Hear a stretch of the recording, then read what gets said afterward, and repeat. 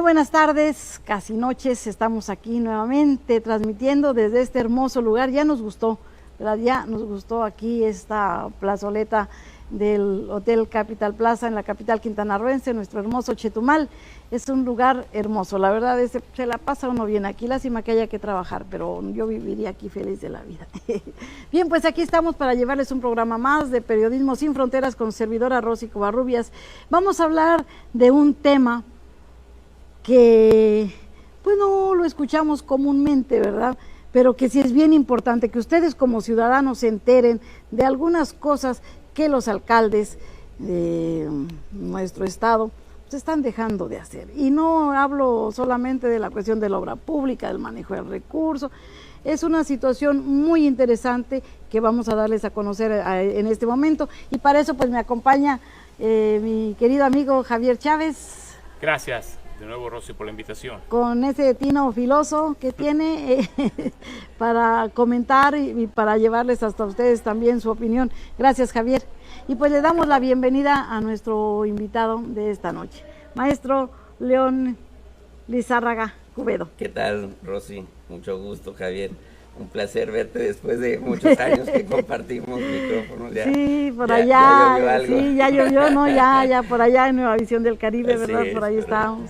Pues sí, qué bueno que hoy estamos por acá nuevamente. Bueno, ya el hecho de estar es bastante ganancia, ¿verdad? Dadas las circunstancias, tenemos que agradecerle a la vida el poder estar y el poder estar haciendo lo que nos gusta, ¿verdad?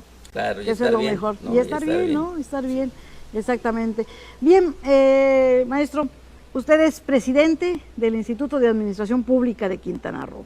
Vamos a empezar por decirle a nuestra audiencia qué es el instituto, cuál es su función, así en palabras llanas, para que lo entienda todo el mundo. Perfecto.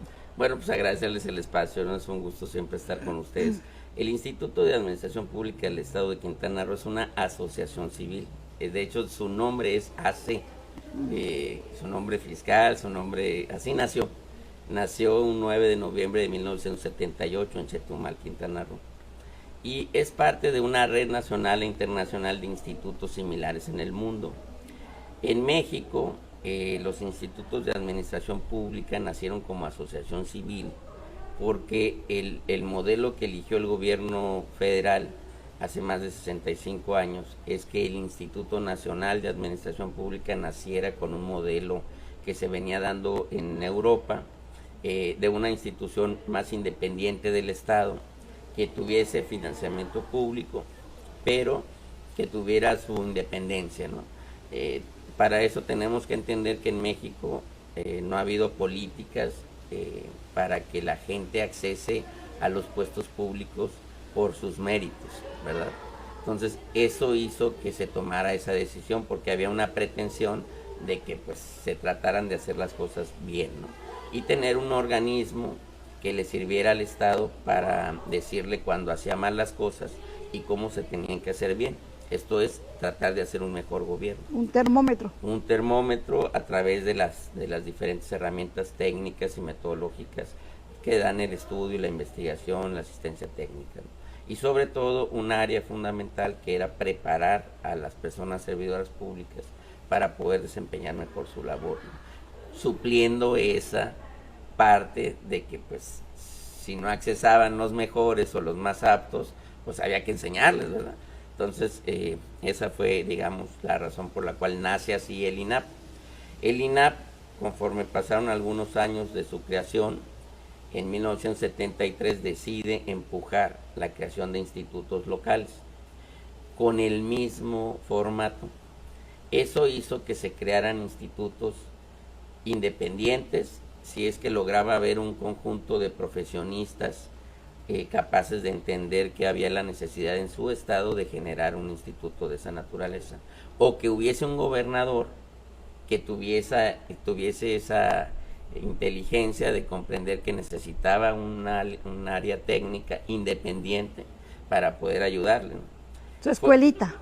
Su escuelita o esa institución que le permitiese, digamos, ir avanzando. Su universidad, ¿no? Para no hacerlo tan poco a poco. El caso de Quintana Roo es muy particular, por así decirlo, porque el instituto nace en 1978. y nace no por una, digamos, iniciativa del gobernador de entonces, sino por un conjunto de personas servidoras públicas y de profesionistas que pues estaban generando, digamos, las condiciones mínimas para que Quintana Roo se fuera, digamos, fuera naciendo, ¿no? Pues que recordar que nacimos en 1974, en 1975 tuvimos ya el primer gobierno constitucional, y pues en el 78, 3 años después, pues estábamos en pañales, estábamos naciendo apenas, ¿no?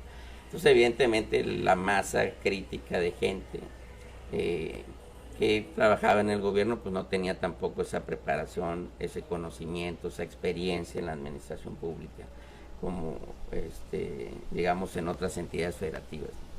Entonces, nació bien el instituto así, pero murió muy pronto porque yo creo que las condiciones, que es un fenómeno que no se ha estudiado a fondo, las condiciones del propio Estado, sobre todo financieras, la precariedad que había para poder solventar los diferentes necesidades que tenían los ciudadanos, pues ir construyendo todo un Estado, ni más ni menos, pues hacían que quizás no hubiese los recursos para tener una organización así. Y eso hizo que pasaran unos años, hasta 1998, cuando hay otra iniciativa de servidores públicos también y ex servidores públicos, estudiosos de la administración pública, que tuvieron la iniciativa de volver a rescatar el instituto. Particularmente fue en Cancún, con Gerardo Amaro Betancourt, luego el contador Jorge Pérez Pérez, que lo vemos vigente ahorita en el gobierno del Estado, y que ellos le dieron un gran impulso, ¿no? Bueno, estuvo hasta el Gallo Coral, imagínense. Bueno, sí, un tiempo muy corto, pero que en paz descanse, por cierto, pero estuvo ahí, ¿no? O sea, Efraín Villanueva. Cierto, sí. Y bueno, yo soy el único quintanarroense que me ha tocado la suerte de estar 2 veces en el instituto. ¿Qué es el instituto? Pues es una asociación civil sin fines de lucro que ha deambulado en una línea muy delgada entre lo público y lo privado. ¿Por qué? Porque su condición de asociación civil siempre la ha tenido. El instituto nunca ha estado en la nómina gubernamental. O sea, ni sus trabajadores, ni el presidente del consejo directivo. Como asociación civil hay un consejo directivo, hay unos asociados, y estos asociados eligen al presidente del consejo directivo. ¿Para qué? ¿Con qué fines? Con la finalidad de apoyar a los gobiernos municipal, al gobierno federal incluso, que asentado en el territorio, y al gobierno estatal sobre todo, en la profesionalización, en la investigación y en la asistencia técnica, para tratar de ayudarle a hacer mejor las cosas. ¿Y ha sido aprovechado por los gobiernos municipales, por los funcionarios? Depende de la época. Pero digamos que es una organización social muy noble por sus fines, que no ha sido enteramente explotada.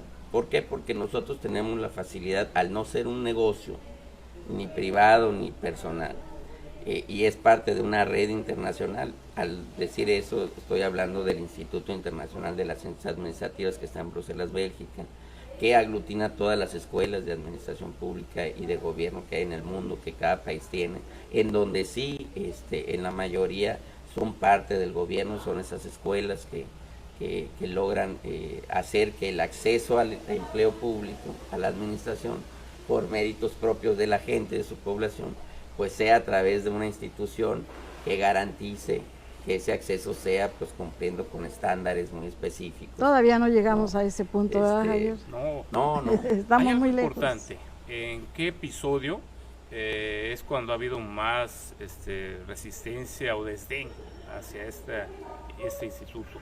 O sea, finalmente hay políticos que tienen, digamos, esa orientación a que debe ser colaborador el amigo, el compadre, el que apoyó un proyecto político, y no el más capacitado. Fíjate que desafortunadamente nosotros, y creo que cuando hablo de nosotros, toda la sociedad, así ha sido en México, y Quintana Roo no es la excepción. Conforme el sistema político se ha desenvuelto, se ha comportado, también nosotros mismos. ¿Qué quiero decir con eso? cuando el sistema político era de un partido hegemónico, en donde todos teníamos cabida, independientemente de nuestra forma de pensar, pues era muy común que si nos usaba, digamos, el gobierno estatal, nos contrataba, pues también los gobiernos municipales se imbuyeran, es más, el Congreso y el Poder Judicial se imbuyeran en lo mismo. ¿Quién está dando la capacitación? ¿Quién es el experto en traer gente de Europa, etcétera? ¿Cuál es la organización social, la única organización social que desde 2008, por ejemplo, becamos a las personas servidoras públicas de manera gratuita para que se vayan un mes a España vi que estaban a estudiar, promoviendo becas? Sí, con la organización municipalista más longeva que hay en Iberoamérica, la Organización Iberoamericana de Cooperación Intermunicipal, la OICI, nació en La Habana, Cuba, en 1938. Somos parte de esa organización. Ellos nos regalan unas becas donde le pagan la estancia a las personas becadas. Nosotros hacemos un concurso de oposición público. Nada más tienen que pagar el boleto de avión y tener permiso, ¿verdad?, para poder asistir. Entonces son experiencias de vida profesional que nosotros pues tratamos con nuestros pequeños esfuerzos de que incidan en la vida pública. Para Casi suplicando las becas, claro, ¿no? Que las pues tomen, ¿no? Es así, mira, tenemos 11 municipios y creo que la ocasión en la que hemos tenido más aspirantes ha sido, si no me equivoco, hace pues alrededor de 10 años, alrededor de 20 aspirantes, pero pues 20 aspirantes para 3 becas son pocos, son pocos la verdad, y pues para un viaje gratuito, una beca gratuita, y pues los exámenes no son tan rigurosos, la verdad es que es un fenómeno muy curioso. Sí, la verdad que yo más que fenómeno, yo diría que el político, el funcionario, una vez que llega al poder, se cree que se la sabe de todas. Hay un cambio, lo hemos visto, por más que digan que no hay un político o un funcionario de primer nivel que en el momento que tome posesión de su cargo cambie completamente. ¿Sí? Y lo hemos visto con amigos, lo hemos visto con gente a la que conocemos, y en ese momento ya se pierden totalmente, ya nadie les puede señalar nada ni decir nada. Es el colmo, es verdaderamente el colmo, no sé qué otra palabra usar, tú tienes más palabras críticas, ¿verdad?, de que existiendo un instituto donde el funcionario pueda capacitarse, donde el político pueda capacitarse, donde se les ofrecen becas sin costo para que puedan acceder a capacitaciones en otros países, no lo aprovechen. ¿Y sabes qué es lo peor del caso, Rosy? Que ese recurso ni siquiera es de los mexicanos. Es un recurso que conseguimos del extranjero nosotros. Para mí es un... Sí, obsequiado totalmente. Yo he estado dando seguimiento, Javier, y fue bueno el motivo por lo que pues quise invitarte a platicar, porque he dado seguimiento a la información que ustedes generan sobre los estudios municipales, que de cada municipio, cada determinado tiempo, sacan ustedes un análisis, es una radiografía prácticamente de la problemática de cada municipio, donde señalan cuáles son los problemas pues que más han sobresalido en ese tiempo del estudio, incluso dan porcentajes, dan casos, para que pues el ayuntamiento o el gobierno del estado pues tengan ya un parámetro para de dónde partir para poder aplicar sus políticas públicas. O sea, les están haciendo la mitad del trabajo. Ahora, ¿cuántos municipios ocupan esa información? Dilo. De ocuparla todos. De hacerles caso. De hacerle caso ninguno. Es muy desafortunado porque es una expresión de lo que vivimos en ese sistema político. Esta idea que se tiene, y también el ciudadano tiene la culpa, ¿no?, de que nosotros depositamos nuestro voto para que una persona decida por nosotros, tome las decisiones por nosotros, y en ese sentido le estamos dando un cheque en blanco para decirle que nuestro dinero lo maneje como se le antoja, ¿no?, y que él priorice cuáles son nuestras propias necesidades. Y hay algo más grave en estos tiempos, ¿no? O sea, se le da toda la confianza del cheque en blanco a un emblema, a un logo, en este caso a Morena. Dice, por ejemplo, es candidato a Morena, voto por él, voto para que sea alcalde. No importa alcaldesa. quién sea. No importa, No importa quién sea, qué y hay preparación algo tenga. que llega oculto cuando un político llega al poder, el equipo que lo acompaña. O sea, finalmente tiene toda la libertad.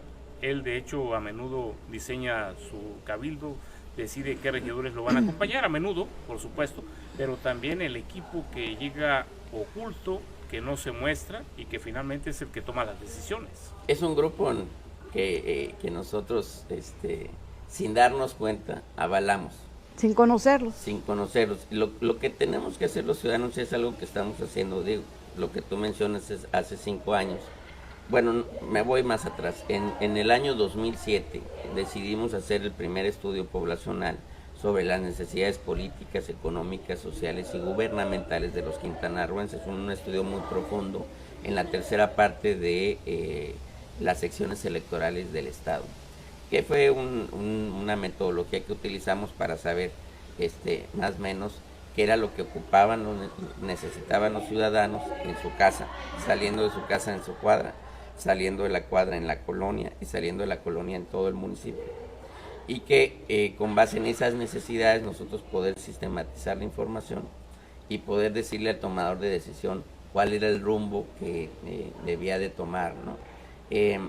Después de eso, 10 años después, en el año 2017, volvimos a hacer el mismo estudio, casi las mismas preguntas, pero 10 años después.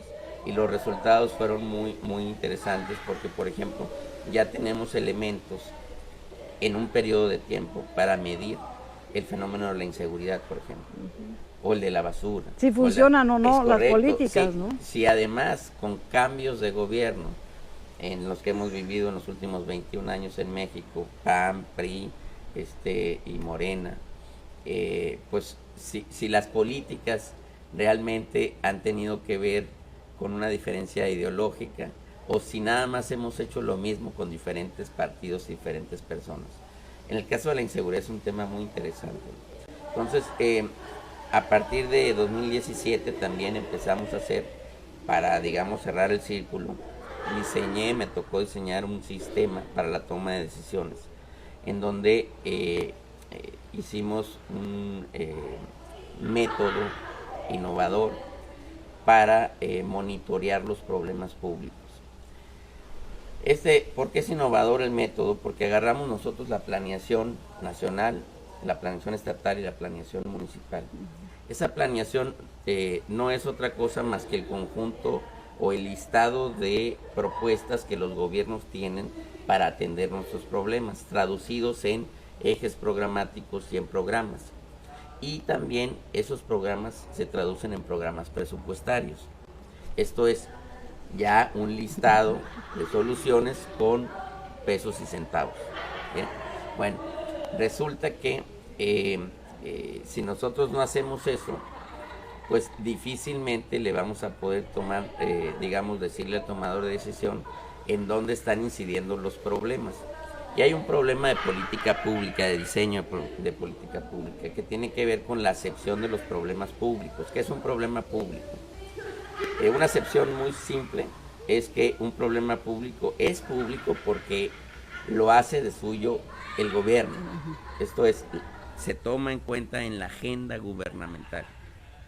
Si no está en la agenda gubernamental, aunque sea un problema de 10,000, 1 millón, 3 millones de personas, no es un problema público, porque además no tiene presupuesto para atenderse. Porque no lo ha captado, no lo ha hecho suyo. ¿Quién hace suyos los problemas públicos? El tomador de decisión. Sí. Nosotros le dimos cedimos nuestra soberanía para que decidiera por nosotros. Yo creo que en esos estudios está la base que nosotros necesitamos para poder asegurar que realmente no se está cumpliendo con la demanda ciudadana, ¿no? En cuestión de servicios, en cuestión de todas las necesidades que hay, porque nosotros nos hemos preguntado, bueno, ¿por qué la percepción de la ciudadanía es esta? Si el gobierno está diciendo que todo está perfecto, claro. Porque solamente pues trabajan en lo que ellos consideran que es, no en lo que realmente hay la necesidad que tiene la gente. Claro, ¿no? También tiene cierta complejidad. Por ejemplo, una cosa es que decidamos qué problema atender y otra cosa es que decidamos cómo atenderlo. Ahora otra cosa, también el presupuesto, por ejemplo, federal, pues viene en función de políticas públicas que se diseñan en el centro del país. Correcto. Sobre un escritorio, Es con correcto. aire acondicionado, con un señor de traje que no se ensucia los zapatos. O sea, no responden a la necesidad real. Pero además es un recurso que llega y que no se puede destinar para nada más. Entonces luego nos encontramos, por ejemplo, el primer puente que está aquí por la gasolinera saliendo de Chetumal, el segundo, Sí. que estaba pavimentado y luego le volvieron a repavimentar. Cuando yo pregunto, pues nos llegó el dinero destinado para eso y pues había que tirarlo ahí encima, ¿no? Claro. Entonces, bueno, ¿cómo? Porque si hay otras zonas que necesitan, Claro, ¿no? claro. Entonces, ¿qué hacer? Digo, aquí estamos nosotros desenmascarando de alguna forma, ¿verdad? Una Sobre todo realidad. la eficiencia en el gasto, ¿no? Que cada peso que sale del presupuesto llegue completo, se gaste muy bien, porque en el camino se le van ahí Se diluye. quitando centavitos hasta que llega una mínima parte de ese recurso. Claro, ¿qué hacer? Pues escuchar a la gente. Esa es como la medicina que nosotros estamos recetando. Y es hoy en día. la medicina más amarga para el político, para el Es funcionario. correcto. Y es la más escasa. Sí.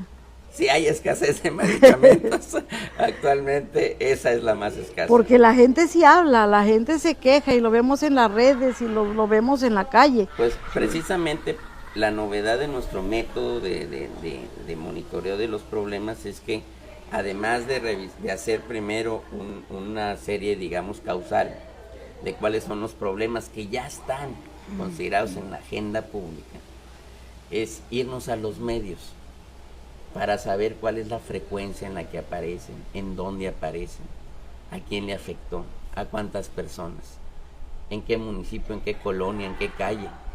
Y entonces lo que hacemos es nada más decirle en qué programa, en qué línea de acción que él programó, que él diseñó, está afectando. Prácticamente les están haciendo la mitad del trabajo, ¿no? Más de Así la es. mitad del trabajo y no lo aprovechan, ¿no? Pues la idea con eso es que ante las crisis y que van a ser más recurrentes, que es algo que hablábamos antes de empezar el programa, es que los tomadores de decisión comprendan que ante la escasez de recursos, pues hay que dar tiros de precisión y hay que focalizar los esfuerzos. Entonces, no es lo mismo que yo tenga pues una vastedad de recursos que incluso a veces nos mareamos y no sabemos en qué gastarlos, a que tenga nada más 2 pesos y que esos 2 pesos tenga que fraccionarlos en millones de problemas, ¿no? Entonces, para eso necesito tener una certeza de que lo que voy a hacer con esos 2 pesos es algo que le va a impactar a la gente, que va a impactar también su sensibilidad, porque es otro problema. Al no escuchar a la gente, no atendemos su sensibilidad, que es lo que va más allá de una percepción. Tiene que ver con un sentimiento y hoy en día, en donde estamos todos atrapados, encerrados, pues imagínense el cúmulo de sentimientos que tenemos, porque pues no tenemos posibilidad de hacer lo mismo que hacíamos antes, y eso nos ha provocado crisis económicas, familiares, de violencia, etcétera, etcétera, ¿no? Se han exacerbado todo Se han lo que ya exacerbado existía, ¿no? Entonces hay una presión, estamos en una olla de presión que probablemente lo único que pueda ayudarnos ahorita, o que nos pueda ayudar más que otras cosas, es por lo menos despresurizarlo, hablándolo, ¿no? Escuchando a la gente, ¿no? Ahora hay algo muy importante y lo vemos en estos tiempos. El presidente López Obrador, el Seguro Popular reemplazado por el INSABI, el avión presidencial que no lo pudo vender, la creación de la Guardia Nacional. O sea, estamos ante ocurrencias queriendo destruir, partir de cero, reorientar, incluso cambiando nombres de dependencias, queriendo hacer otro país, ¿no? Finalmente, aquí vemos que hay otros antecedentes de grandes administradores en su momento que tuvieron un periodo rescatable. José López Portillo, en sus primeros 3 años, Carlos Salinas, o sea, otro nivel político de tecnócratas principalmente, incluyendo a Miguel de la Madrid y Cedillo, pero aquí estamos más bien con ocurrencias, un cambio en el país que es, digamos, el país de un solo hombre, así lo estamos viendo. Vamos a poner un ejemplo, el Tren Maya. O sea, es un tema que nos pega mucho en la región, claro, y hay que ver hasta qué punto es un acierto o tiene sus flancos vulnerables. De acuerdo. Pues yo, ¿a quién le preguntaron? Sí. Sí, estuvimos cerca de los foros, tuve la oportunidad de estar cerca por ahí de los foros, de la reacción de la gente, y la verdad la gente no acepta, la gente les están comprando por 5 pesos sus tierras, ¿no? Sí, claro, pero hay problemas más complejos que eso. Entonces es un problema que le llega a esas familias, pero hay problemas que nos llegan a toda la comunidad. O sea, la dimensión de los problemas también es importante.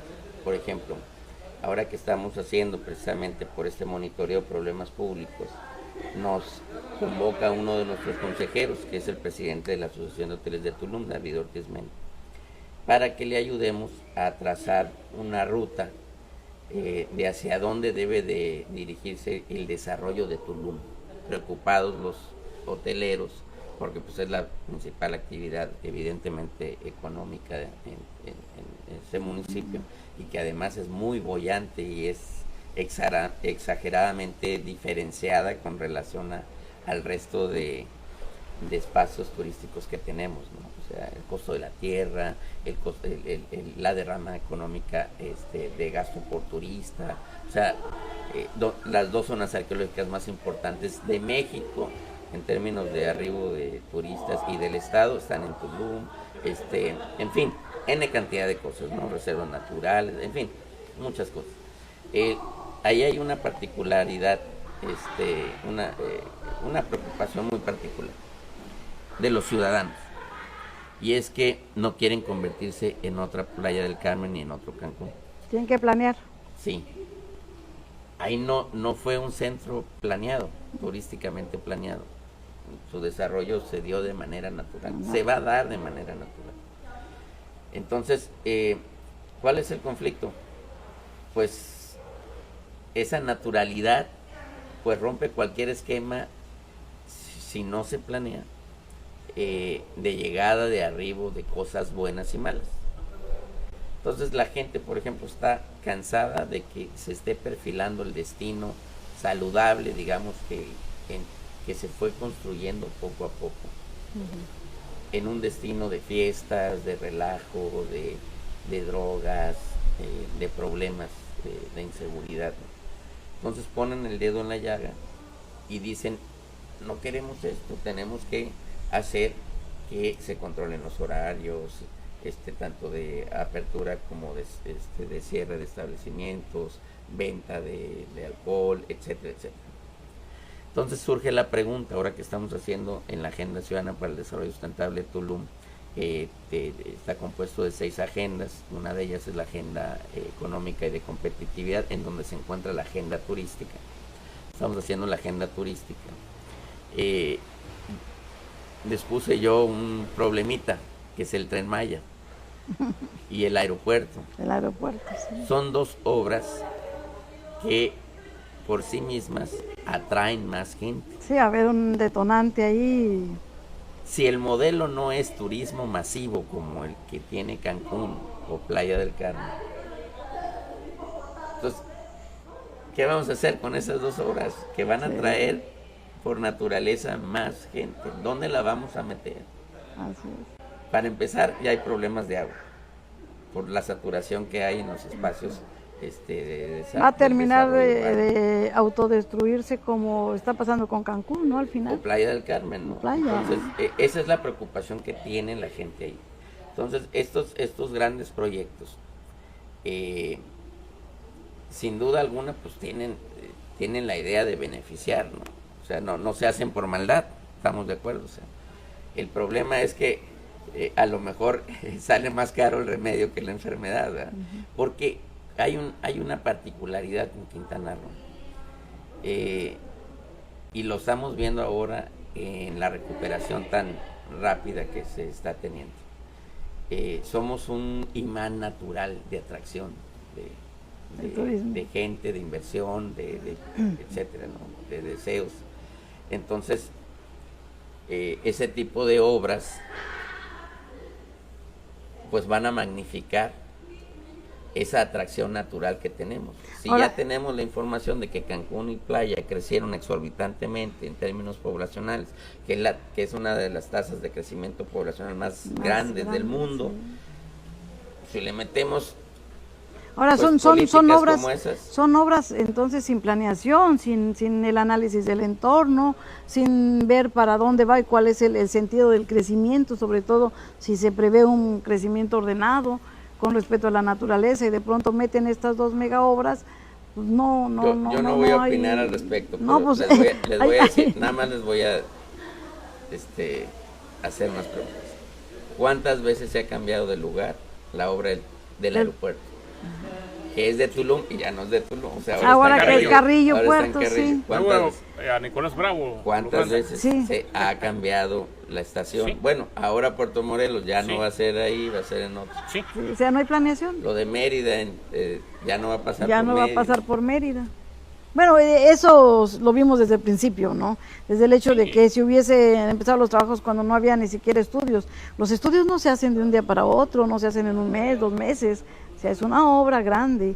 Y aquí yo creo que lejos de beneficiar, por ejemplo, el caso del aeropuerto, el Tren Maya sabemos que bueno va a traer conflictos también, ¿no? Claro. Y más con esta falta de planeación y de reubicación, que creo que tampoco se está tomando en cuenta la situación del subsuelo, ¿no? Es correcto. ¿Sí? Que la vibración del tren va a repercutir y en el caso de Tulum, por ejemplo, ahí tenemos fauna.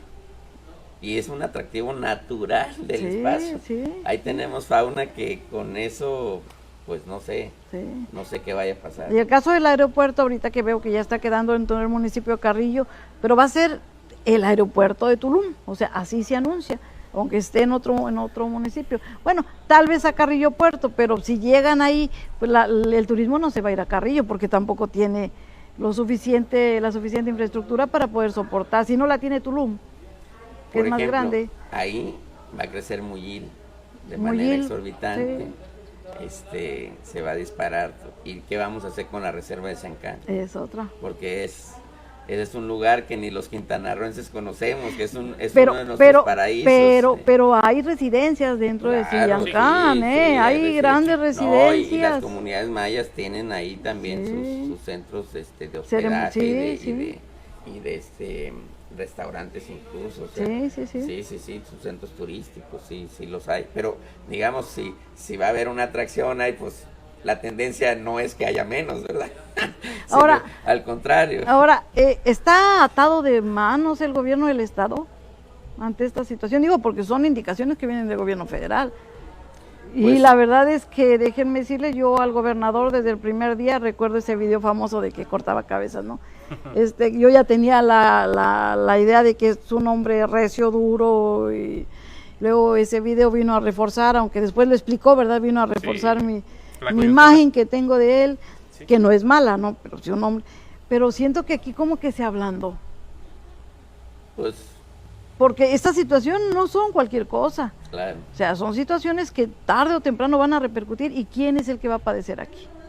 Claro. Hay que recordar que también el gobierno del estado, particularmente, no porque ya viene tiempo atrás, pero puso un espacio exclusivo para eso, que es la agencia de proyectos. Sí. En donde uno de los proyectos contemplados era también un tramo de un tren. Sí, este proyecto un proyecto similar. Sí, lo recuerdo.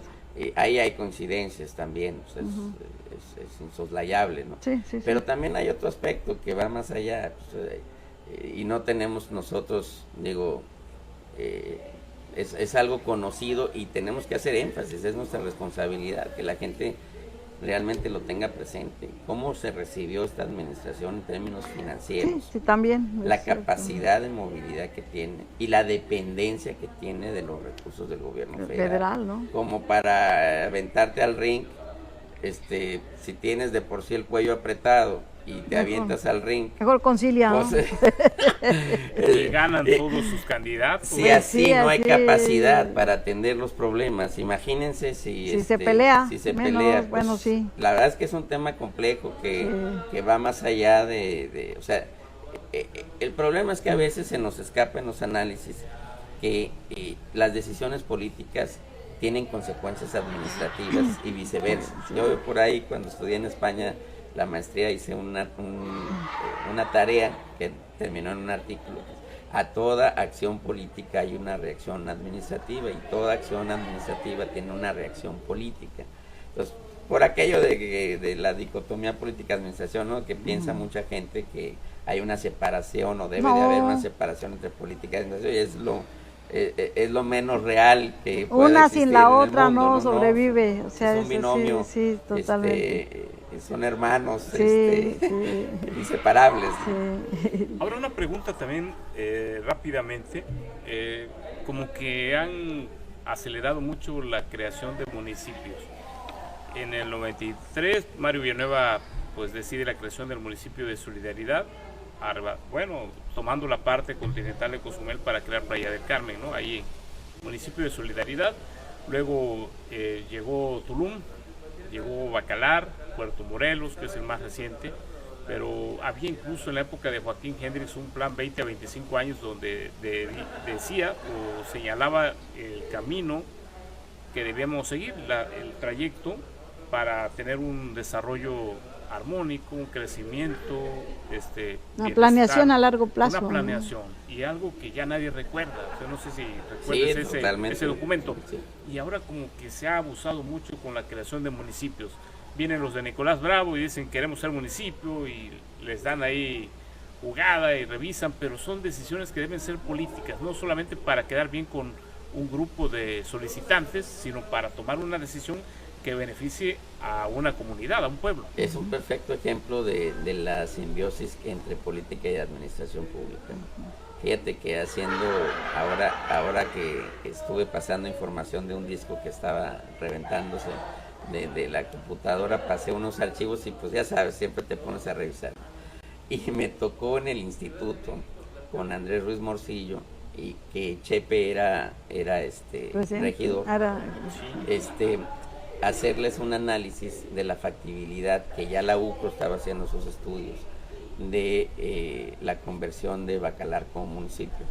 Y en los estudios no era factible. Entonces, no es un problema de Quintana Roo.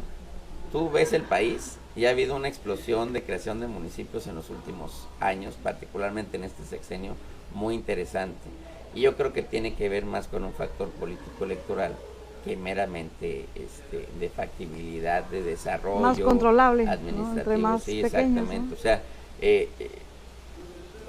digamos también, creo que la lógica de los municipios que se crearon en Quintana Roo tenía una lógica política, ¿no? Fraccionar al sur políticamente era más conveniente para el grupo en el poder que su propio desarrollo, ¿no?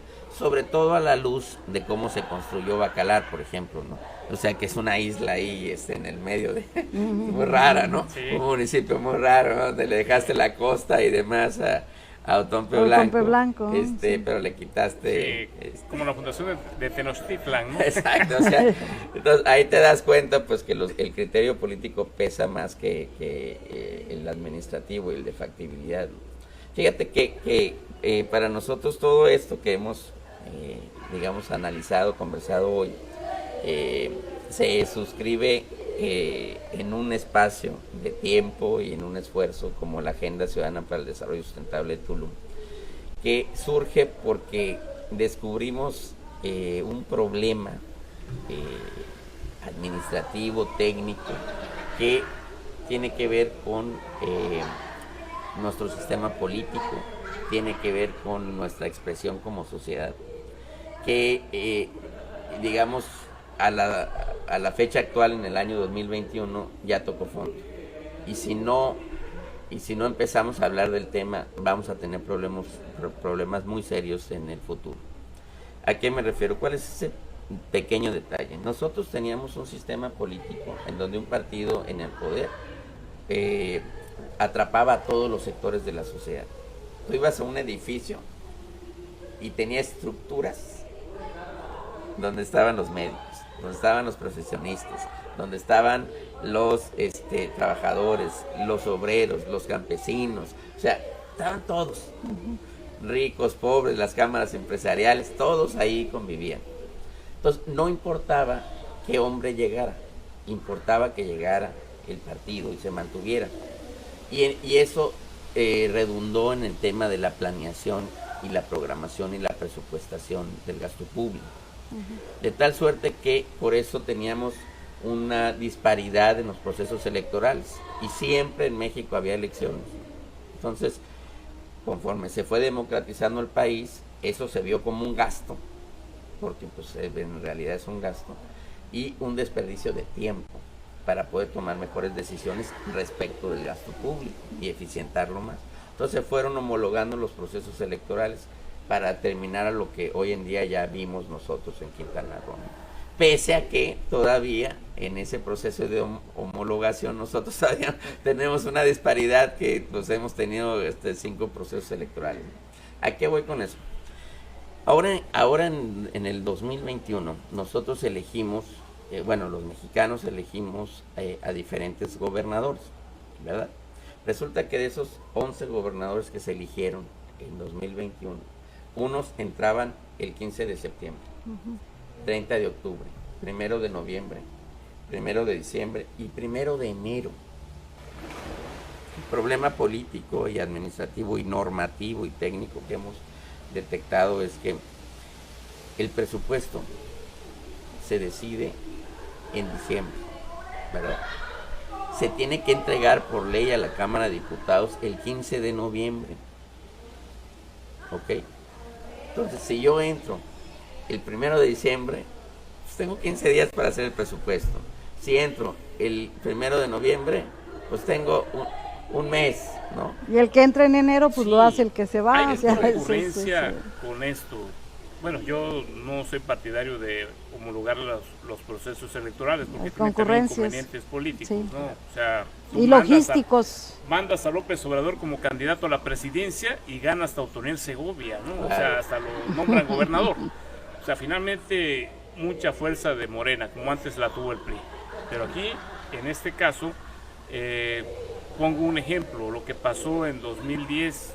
O sea, la elección fue en esa fecha, julio de 2010 aproximadamente, y casi 9 meses para que tomara posesión Roberto Borges Angulo. O sea, finalmente ese manoseo de fechas que ha tenido consecuencias. O sea, finalmente de lo que se trata es de no gastar tanto en los procesos electorales. O sea, y aún así se sigue gastando en exceso. Fíjate que en Quintana Roo pasó un fenómeno curioso.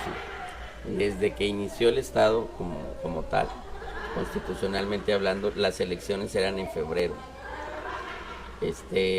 Y los gobernantes entraban o a mitad en abril, entraban en abril, o en el caso de Roberto Borges, que entró hasta septiembre. Sí, tuvimos 2 gobernadores electos en funciones, ¿no? Sí, pero la elección fue antes. Sí. En el caso de Carlos Joaquín es el primer gobernador en la historia que la elección es a mitad de año y él entra en septiembre. Sí. ¿Cuál es el problema que tenemos con eso? Que los procesos electorales no nos permiten, y por eso es un problema político y social, no están arquitectónicamente organizados para que el partido político y el candidato pueda recoger la demanda ciudadana, sistematizarla y entonces le permita eso hacer propuestas de solución. Y no de lleguen esos con problemas, ocurrencias y ofreciendo hasta lo que llegan a saludar a la gente. Además, hoy en día los procesos electorales son más constreñidos, sí, es de un mes, sí, 45 días. Entonces, pues, es muy poco el tiempo, ¿no? Así es. Bueno, pues es muy poco el tiempo para los procesos, los procesos sí quiero que se acorten, y muy poco el tiempo que tenemos también aquí, porque ya sé que usted tiene que ir a preparar su cena y tiene que cenar, y bueno, así que pues, León, que ha sido una charla agradable, muy aleccionadora, porque son datos que ignoramos, son situaciones que ignoramos, Y bueno, y además, bueno, pues un poco también me queda la sensación de, pues, de intranquilidad, de enojo, de cómo es posible, ¿verdad?, que se esté desperdiciando todo un trabajo profesional que pudiera ayudar a las administraciones a enfocar sus políticas públicas, a enfocar el gasto donde realmente se requiere, ¿no? Y no con la ocurrencia de quien está escribiendo la política pública sobre el escritorio, sobre las rodillas, no en función de lo que realmente se necesita. Gracias, y pues vamos a programar más adelante pues para seguir ahondando en esto, porque la verdad es un tema interesante, un tema que tenemos la obligación de tratarlo y de ventilarlo públicamente. Mi querido Javier. Gracias, Rosy, por la invitación. Gracias también a León Ricardo Lizarga Cubedo. Excelente trabajo y muy pendientes, y de nuevo en otro encuentro contigo. Muchas gracias a ambos. Gracias a todos. Gracias, Periodismo Sin Fronteras, con su servidora Rosy Covarrubias. Les agradece, como también le agradecemos nuevamente al Hotel Capital Plaza. Y déjenme decirle algo, normalmente los programas en redes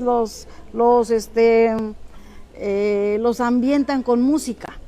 Nosotros creemos que las risas son mejores que la música, así que pues por eso estamos ambientando con risas. Pues estamos en un lugar, en un hotel, en un lugar donde llegan vacacionistas, ¿verdad? Que hay cada visitante es una bendición, ¿verdad? Pues tenemos aquí cerca un grupo de bendiciones ahí, ¿verdad? Bastante alegres. Televisa de los 70, ¿no? Las grabaciones, ¿no? Las risas. Las risas, los aplausos, ¿no? Aplausos. Bueno, pues hoy ambientamos, la verdad, a mí la risa no me ofende, no me afecta para nada. ¿Por qué? Porque es muestra de que están a gusto, de que se están divirtiendo, de que la están pasando bien. Y al final de cuentas es lo que queremos que hagan nuestros visitantes. Hasta nos contagian, ¿verdad? A nosotros también. Gracias Así a que, Javier Barbosa también. Gracias, Javier. En esta emisión. Gracias por tu apoyo. Y bueno, pues nos vemos el próximo miércoles. No se les olvide, aquí en Periodismo Sin Fronteras con Rosy Covarrubias. Gracias a Caribe Radio también. Buenas noches. Buenas noches.